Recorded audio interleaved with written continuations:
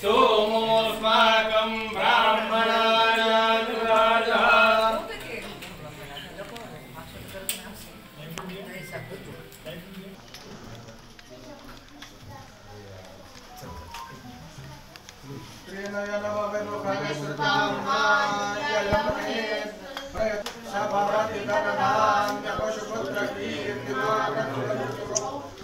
नमस्कार सर्व माध्यम इथे जी आली आहेत एवढ्या लांब आमच्या बीड जिल्ह्यामध्ये परळी येथे त्यांचं सर्वांचं स्वागत आहे। आज अत्यंत महत्त्वाचा दिवस आहे, आज मतदानाचा दिवस आहे आणि मी सुद्धा आता मतदानाला जाणार आहे। मतदान करण्याच्या आधी परंपरेप्रमाणे वर्षानुवर्ष जे आई ओवाळत असते, तोंडात पेढा भरवत असते, आशीर्वाद देत असते, त्या पद्धतीने माझं औक्षण आईने केलं आणि आता आमच्या मूळ गावी आमच्या नाथरा येथे आम्ही सर्वजण मतदानाला जात आहोत।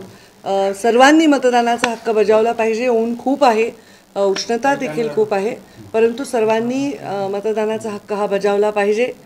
योग्य आणि स्थिर सरकार देण्यासाठी ते आवश्यक आहे। असं गेल्या काही दिवसांमध्ये अवकाळी पावसामुळे ढगाळ वातावरण आहे।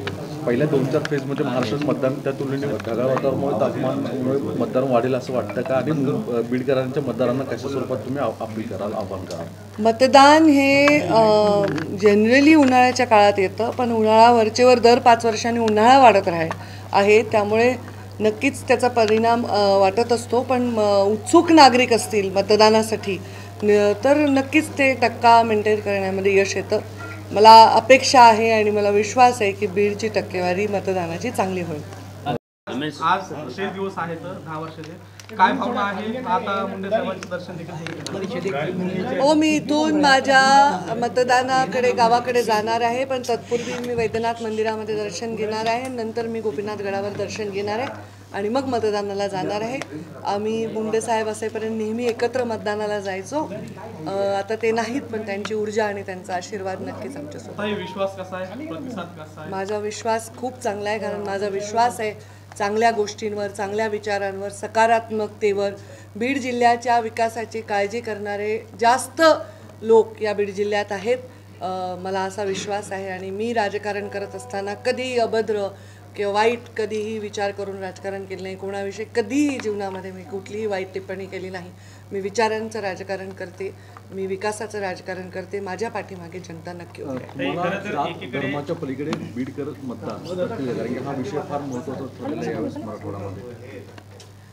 जात आणि धर्म या विषयांच्या पलीकडे मतदान करत आलेला बीड जिल्हा परत एकदा तेच करेल असा मला विश्वास आहे।